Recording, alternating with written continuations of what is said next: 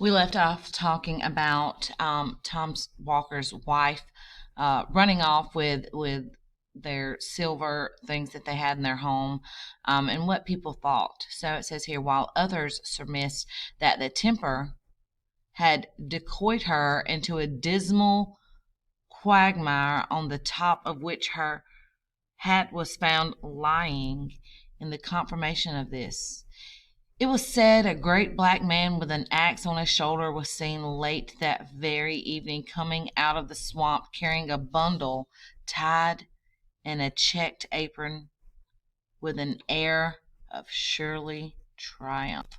The most current and probable story, however, observes that Tom Walker grew so anxious about the fate of his wife and his property that he set out at length to seek them both at the Indian fort. During a long summer's afternoon, he searched about the gloomy place, but no wife was to be seen. He called her name repeatedly, but she was nowhere to be heard. The bittern alone responded to his voice as he flew screaming by, or the bullfrog croaked dolefully from the neighboring pool. At length, it is said that just in the brown hour of twilight, when the owls began to hoot and the bats to flit about, his attention was attracted by the clamor of a carrion crows hovering about the cypress tree. He looked up and beheld a bundle tied in a checked apron and hanging in the branches of the tree, with a great vulture perched hard by, as if keeping watch upon it. He leaped with joy as he recognized his wife's apron, and supposed it to contain the household valuables. "Let us get hold of this property," he said consolingly to himself, "and we will endeavor to do without the woman." As he scrambled up the tree, the vulture spread its wide wings and sailed off screaming to the deep shadows of the forest. Tom seized the checked apron, but woeful sight found nothing but a heart and liver tied up in it. Such, according to the most authentic told story, was all that was to be found of Tom's wife. She had probably attempted to deal with the black man as she had been accustomed to deal with her husband. But though a female scold is generally considered a match for the devil, yet this instant she appears to have had the worst of it. She must have died game, however, for it is said Tom noticed many prints of cloven feet deeply stamped about the tree, and found handfuls of hair that looked as if they had been plucked from the coarse black shock of the woodsman. Tom knew his wife's prowess by experience. He shrugged his shoulders as he looked at the size of a fierce clappering claw. "Egad," he said to himself, "Old Scratch must have had a tough time of it." So he sees some of the black hair and hoof prints stumped about. She was trying to fight that devil. Tom consoled himself for the loss of his property, with the loss of his wife, for he was a man of fortitude. He even felt something like gratitude towards the black woodsman, who, he considered, had done him a kindness. He sought therefore to cultivate a further acquaintance with him, but for some time without success. The old black legs played shy, for whatever people may think, he is not always to be had for calling for. He knows how to play his cards when pretty sure of his game. At length, it is said, when delay and witted Tom's eagerness to the quick, and prepared him to agree to anything rather than not gain the promised treasure, he met the black man one evening in his usual woodsman's dress, with his axe on his shoulder, sauntering along the swamp and humming a tune. He affected to receive Tom's advances with great indifference, made brief replies, and went on humming his tune. By degrees, however, Tom brought him to business, and they began to haggle about the terms of which the former was to have the pirate's treasure. There was one condition which need not be mentioned, but generally understood in all cases where the devil grants favors. But there were others about which, though of less importance, he was inflexibly obstinate. He insisted that the money found through this means would be employed in his service. He proposed, therefore, that Tom should employ it in the black traffic. That is to say, that he should fit out a slave ship. This, however, Tom resolutely refused. He was bad enough in all conscience, but the devil himself could not tempt him to turn to a slave trader. Finding Tom so squeamish on this point, he did not insist upon it, but proposed instead that he should turn usurer, the devil being extremely anxious for the increase of users, looking upon them as peculiar people. To this no objections were made, for it was just to Tom's taste. "You shall open a broker's shop in Boston next month," said the black man. "I'll do it tomorrow if you wish," said Tom Walker. "You shall lend money at 2% a month." "Ugh, I'll charge 4, replied Tom Walker. "You shall extort bonds, foreclose mortgages, drive the merchants to bankruptcy." "I'll drive them to the cried Tom Walker. "You are the usurer for my money," said the black legs with delight.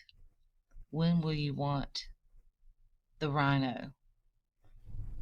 "This very night." "Done," said the devil. "Done," said Tom Walker. So they shook hands and struck a bargain. A few days' time saw Tom Walker seated behind his desk in a courting house in Boston. His reputation for a ready-money man who would lend money out for good consideration soon spread abroad. Everybody remembers the time of Governor Batchelor, when money was particularly scarce. It was a time of proper paper credit. The country had been deluged in the government bills. The famous land bank had been established.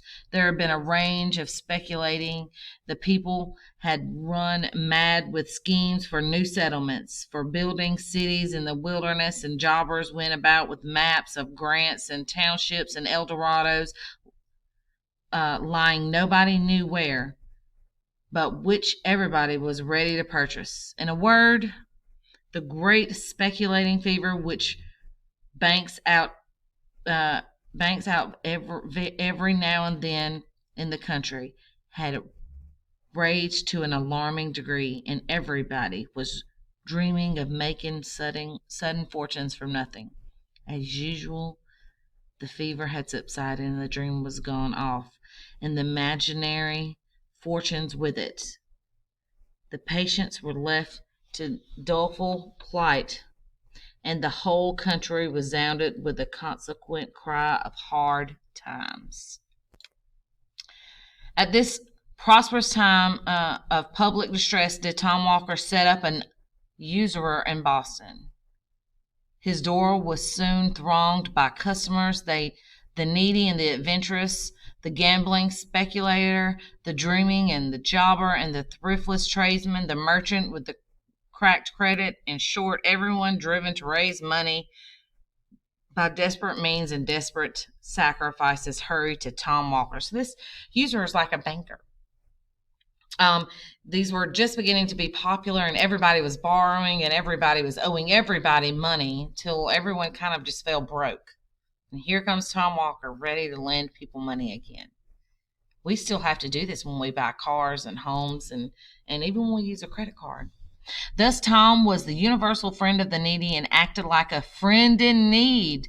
That is to say, he always exacted good pay and good security in proportion to the distress of the applicant, the hardness of his terms. He accumulated bonds and mortgages, gradually squeezed his customers closer and closer, and sent them as dry as a sponge from his door.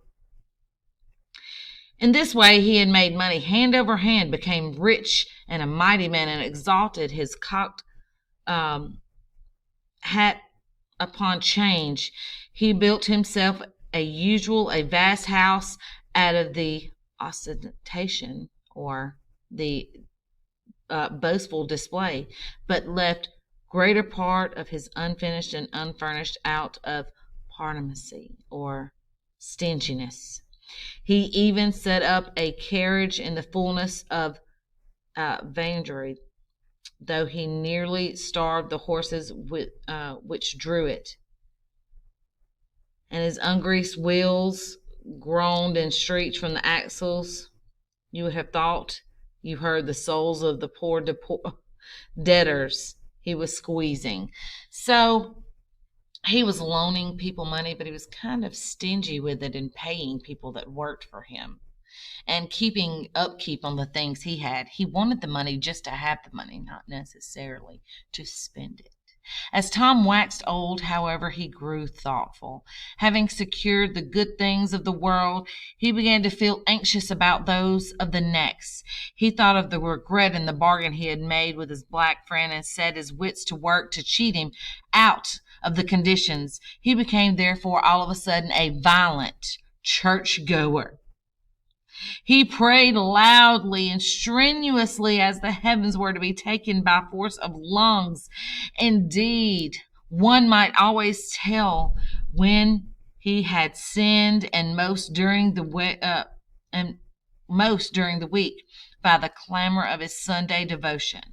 The quiet Christians who had been modestly and steadfastly traveling Zionward, or that means toward heaven, were struck with self-reproach at seeing themselves so suddenly outstripped in their career by this new-made convert. Tom was so rigid in his religiousness as in money matters.